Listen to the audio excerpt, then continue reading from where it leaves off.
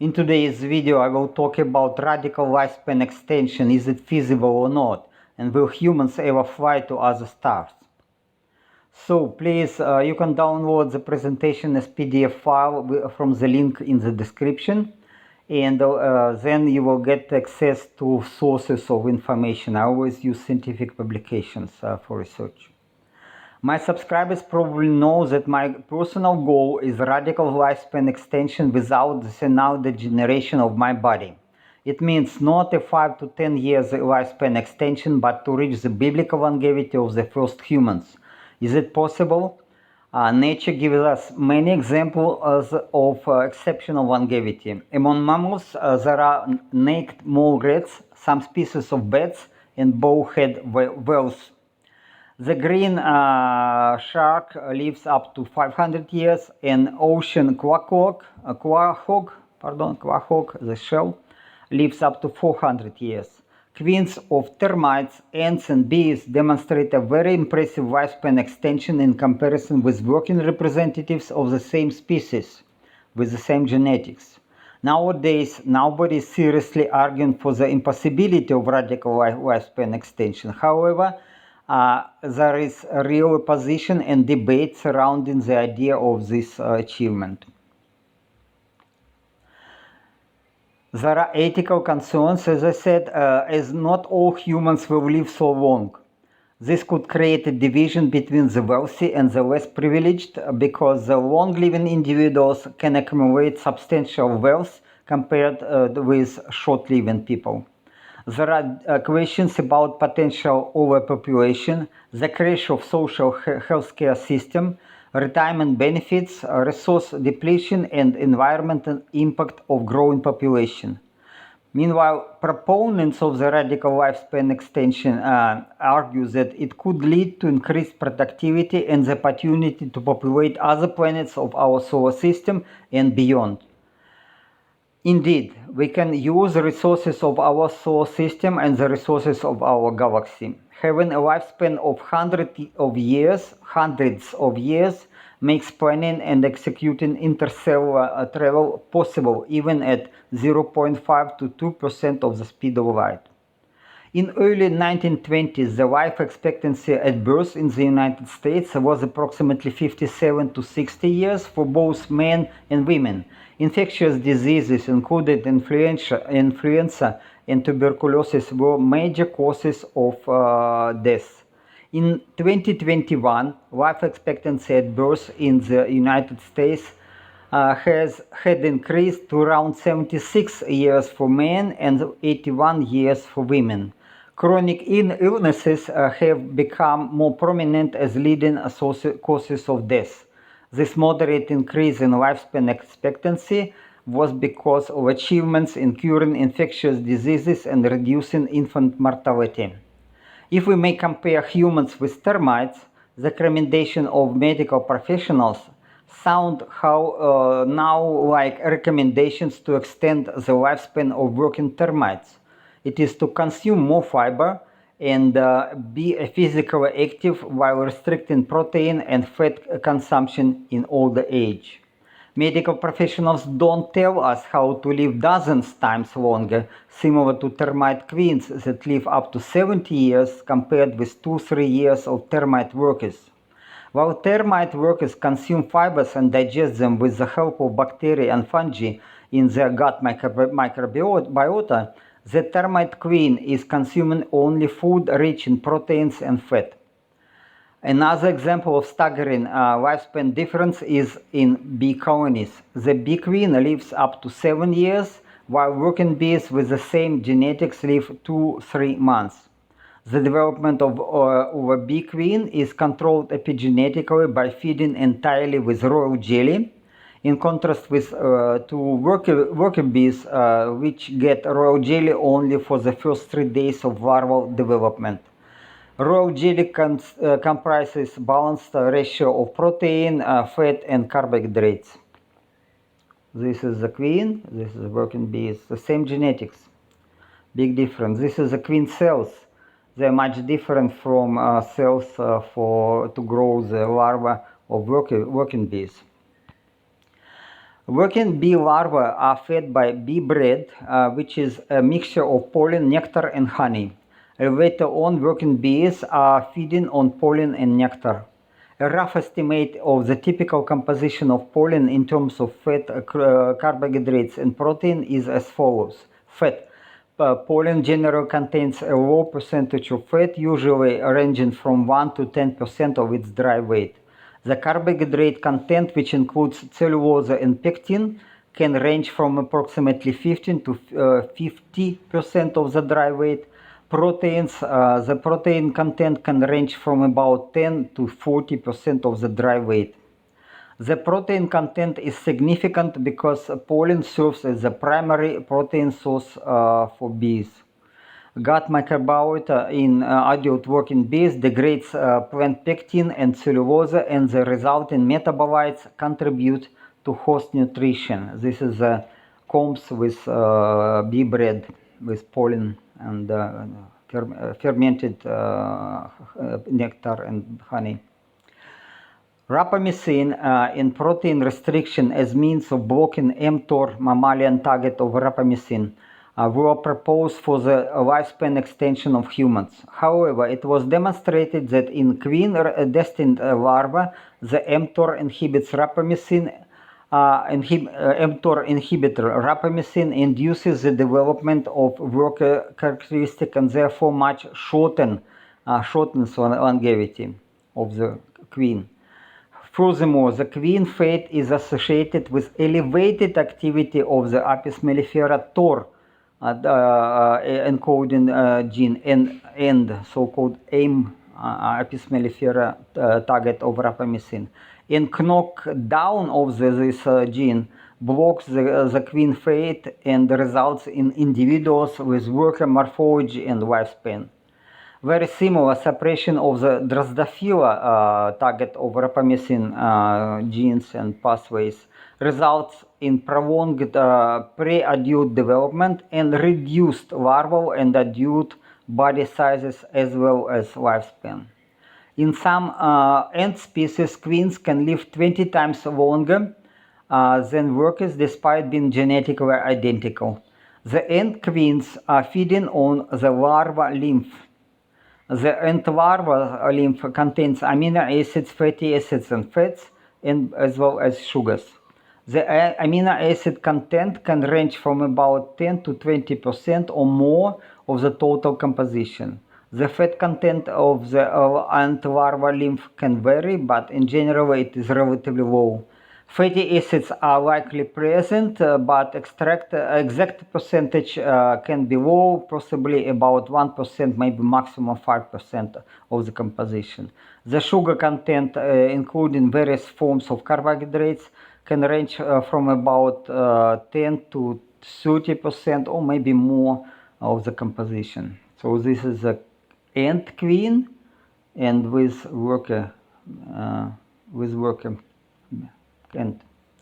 As we may see, nature demonstrates a completely different approach to extending lifespan of queens in comparison with genetically identical working individuals.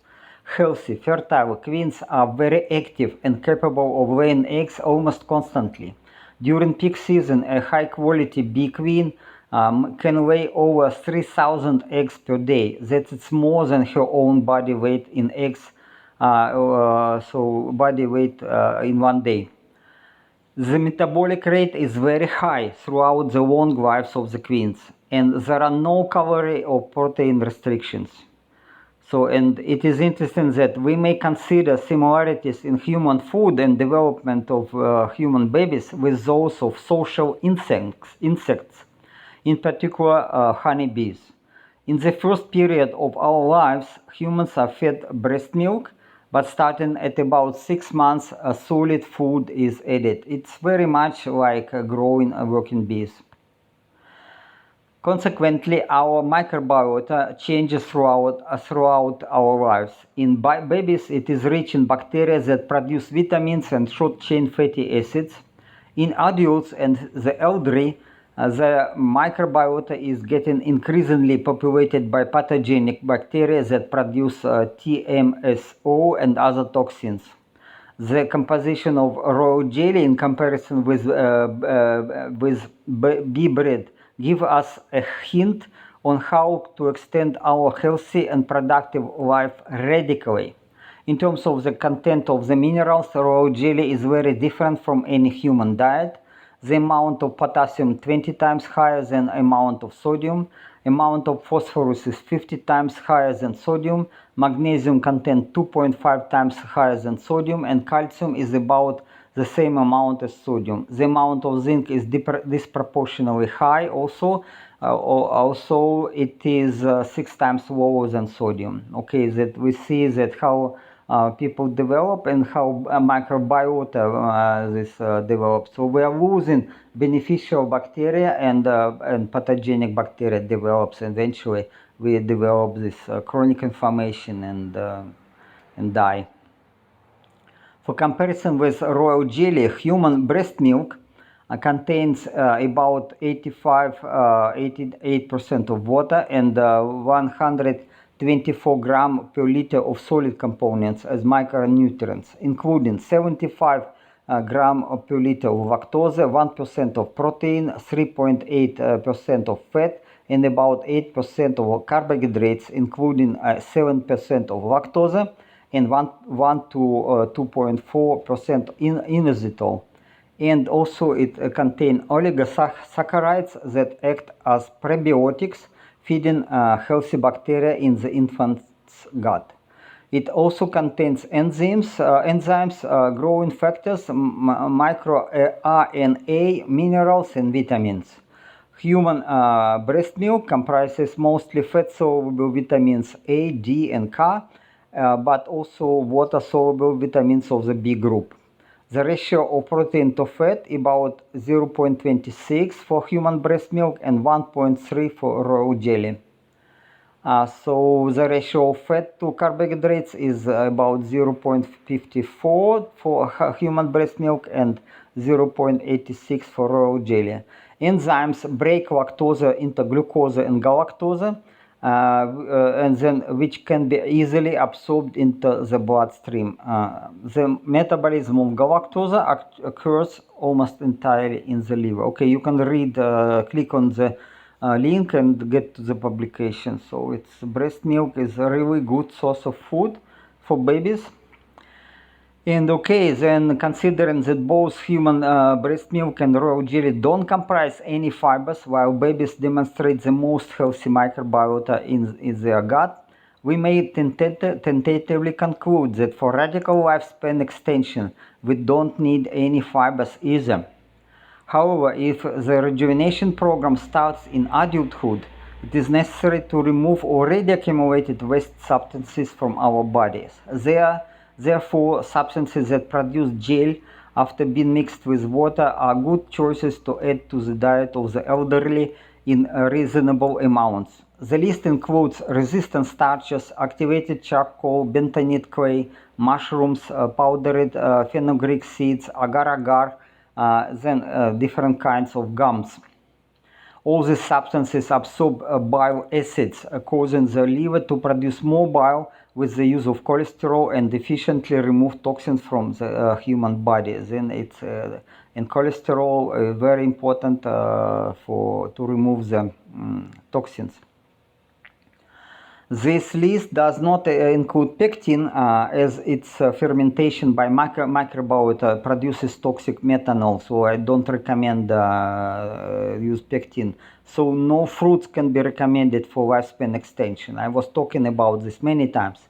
Many vegetables contain oxalates, which react with calcium ions and accumulate in our nervous systems and bone joints. The following health disorders develop over time because of this accumulation: chronic inflammation of tissues, cardiac arrhythmia, osteoporosis and bone fragility, arthritis, joint and backbone pain, insomnia, headaches, and migraines. And in the elderly, also spontaneous urination and defecation, as well as heartburn, may occur due to accumulation of calcium oxalate in nerves that are responsible for opening and closing the sphincters of our bodies. Okay, so removing calcium oxalate from the human body may take years. You can find in internet. I was talking about this, how to remove it, and I use it, but it takes very long, very long. These crystals of calcium oxalate are used by plants for protection against the insects and against other animals who who eat these vegetables. So don't think vegetables are useful. I don't mention about chemicals that humans add to the vegetables. It is toxic food, absolutely toxic food.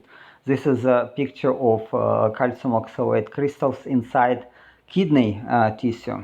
So kidney are suffering the most from the accumulation of the calcium oxalate. But again, people yet medical professionals yet recommend to consume a lot of vegetables.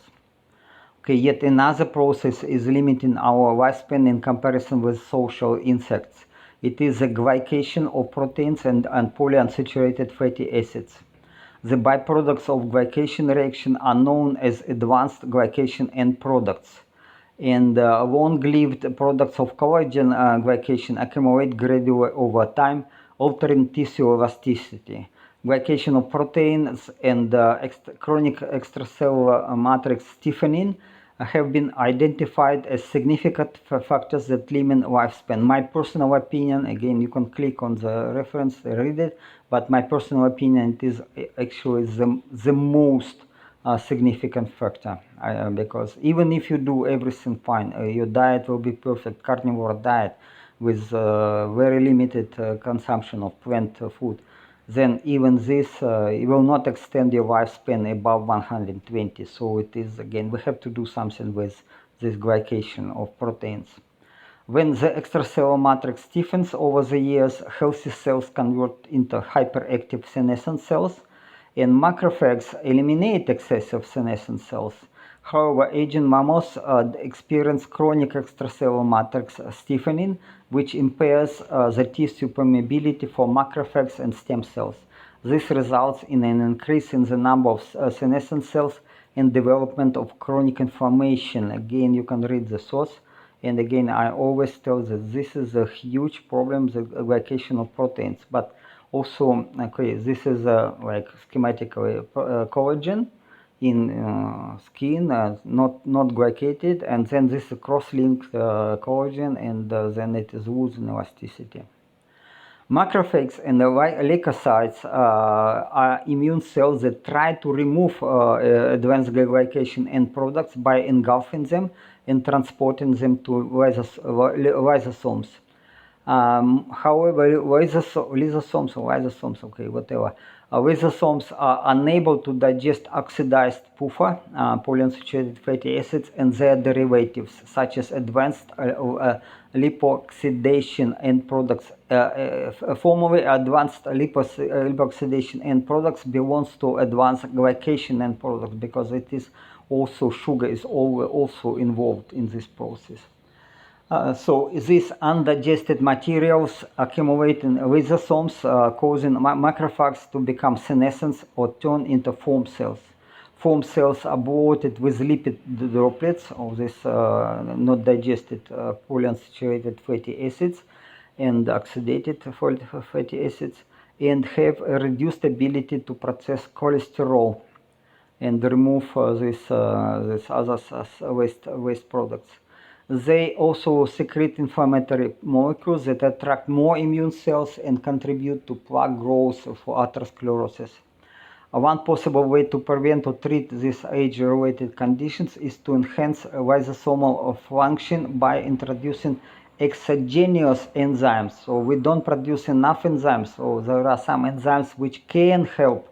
And these enzymes can degrade the materials that our natural enzymes cannot. This, again, there was publication, this very old idea. And this is a schematic presentation that some food particles, including this oxidated polyunsaturated fatty acids, are engulfed, and they try to digest it, but if it is not, it is accumulates, and then macrophages or leukocytes, they get converted to foam cells and eventually go to apoptosis, they die, and only increase amount of waste products in our body. Okay, despite this idea was proposed a long time ago, there is very limited progress in this direction. My project aims in particular to produce bacterial enzymes that can efficiently degrade various types of waste, including advanced glycation end products, lipofuscin, advanced lip oxidation end products, oxidized polyunsaturated fatty acids, oxidized lipoproteins, and more. I use bioreactors that simulate natural conditions for growth of bacteria, and I load the reactor with substances that resemble the waste in our bodies. Another challenge is how to safely deliver bacterial enzymes to our body. So I grow bacteria in some quite natural conditions or close to natural conditions. It takes long. It's a labor-intensive process, and then I get these enzymes, and I use these enzymes for myself and for few clients and friends who want to use them. I believe I got good results as that I improve elasticity of my blood vessels, lungs, and probably other inner organs. These results were confirmed by 2 volunteers who were suffering from hypertension and asked me for a remedy. So this is my results, which are during rest, soon after waking up. You see it's quite low, but it is again, it is good. It is good because it is indication that my blood vessels and the elastic and heart is strong. That's during the rest, it is even getting below 50. So it is good, strong heart, and I have huge endurance. By the way, I am able to cycle 100 kilometers at once or swim in 2 hours intensively in fins. And this is a result of my client who was suffering from hypertension and got even compatible results with me. And so he was so surprised. It took him only 2 months. But again, if to stop this treatments, then the blood pressure go up again because glycation process goes always. Okay, so what do we have now? The internet is full of recommendations from medical professionals, health coaches, and certified dietitians about supplements, healthy diets, and exercises. Wealthy people are investing actually billions in the longevity to live a few more years. But talking about how to reverse aging and get a radical lifespan extension, it's again like to live to up to 1,000 years, is a big problem. If you start to such a discussion, then people mostly they will ignore you, but then you can get also a flood of ethical reasons why people should not live too long. Treating people with methods and substances that are not approved by official medical professionals is strictly prohibited in many countries. So it's again in Western Europe is closed for me. I cannot help them, the clients in Western Europe. And getting financial support from governments for research to radically improve health and extend lifespan seems impossible. At least I try even get limited support just for health improvement, but okay, let's see how it would go. Meanwhile, nature resolved this problem of radical lifespan extension millions of years ago. Why scientists don't pay attention to the facts is a mystery to me, and tentative explanations of such behavior can be found in understanding that medical care is not science but business. Again, science is expensive. If you cannot get funds from, then you cannot do research. I do research only for my personal goal, but again, it takes quite also resources. So the rich elite will allow such technologies only if they benefit personally from them, not you, not poor people. Okay, believe me that never methods proposed for life extension will be cheap, never. Meanwhile, the world is moving toward transferring human consciousness into computers. Anyone who has used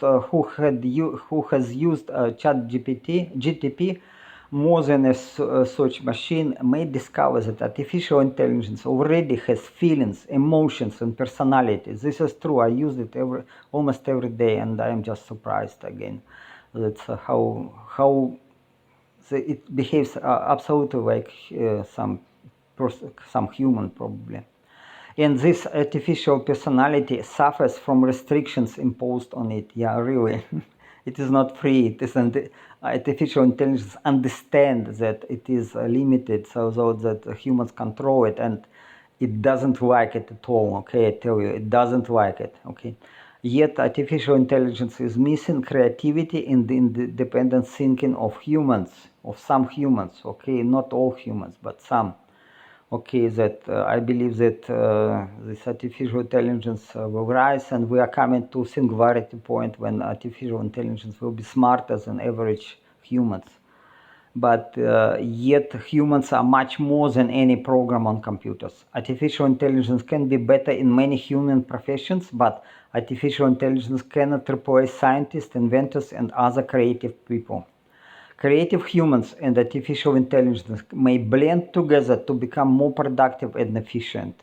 Considering that creative people are a small part of humanity, a radical lifespan extension for them will benefit the rest of humanity. Yet I see that my dream of populating the solar system and our galaxy with long-living humans is blocked by existing regulations and laws. What should I do? I'm going to continue my personal program of rejuvenation in the hope that in the distant future, maybe a few hundred years from now, the regulations will be changed, or otherwise I will get support from some wealthy clients who want to live really long and again even moderate lifespan extension is possible, but again it is not free. Okay, it is not free. Never believe that it can be ever free. This is interstellar cellular fights. We can achieve it. We have brilliant future possible, but what way we will go, I don't know. It's now humanity has such challenging choice what to do. Okay, thank you for watching this video. I share this my personal opinion on rejuvenation and radical lifespan extension. This video is only for educational and informational purposes and cannot replace any medical advice. I am not a medical professional at all. Okay, so please consult your doctor before making any decisions that may affect your health. I have no responsibility. If you follow my recommendations, it is absolutely up to you. No, my responsibility. Again, if you use advice of the medical professionals, you are not my client. Don't do it. Okay, that you cannot combine taking some medications and my advice. Don't do it. I don't use any help from medical professionals for almost 25 years or longer maybe, and I never getting sick. Never. Even flu, even with flu, if people around are sick, I am not sick. I never was wearing mask. I was not getting vaccination. I understand. I work in biology. I understand what it is. I don't need it. I am healthy, and I see rejuvenation in my body, so I'm quite optimistic. Okay, so my opinion may or may not agree with official recommendations. So it is do your own research. I provide you with references. Not all publications are honest. Again, everything depends on money. If people get money with the task to approve this or that medical procedure, they will do it. Okay, people are such. If you pay them to make some task, they will do it. Okay, why not? Even me, I mean, to getting money, for example, for development of weapons, much more easy than getting money for to improve life of common people. Much more easy. So guys, killing is much more profitable. Okay, I hope you enjoyed this video and learned something new. If you have any questions, please leave them in the comments section below. I would love to hear from you. It helps me, and helps me because some discussion ignite me to think deeper. Also, don't forget to press like and bell buttons, subscribe to my channel, and share this video with your friends and family. Your support means a lot for me and helps me to spread the word about this important topic. Again, in difference from other people, I'm not talking about moderate lifespan extension, not to 100 or 120 years. I am talking about radical lifespan extension. But of course, part of this project, part of this my proposal can be used for quite moderate targets, moderate achievements, like to improve, to reduce hypertension or to improve skin. It takes time. It takes time. It takes time and money, but it's possible again. But you decide whom to follow. I see people are subscribed to some people who just repeat this official opinion of medical care, medical professionals. Why to watch these movies if you just use artificial intelligence? Ask the question, and you will get answer which is completely officially approved. So artificial intelligence is not making science, it is not making discovery, it is not making some science, but it will provide you in a matter of seconds official recommendations. Why to follow some people who have no experience to work in science? They just repeat, give you some some summary of some publications. I don't understand. I stopped, almost stopped. If I watch some videos on YouTube about this or that, I'm so disappointed, so disappointed. So I more and more work with artificial intelligence and getting in very short time, very compressed, very good information. And this is so much better. People, again, artificial intelligence can replace most of medical professionals. Most, okay, maybe surgery is yet under question, but all other treatments, all the medications, artificial intelligence makes much better.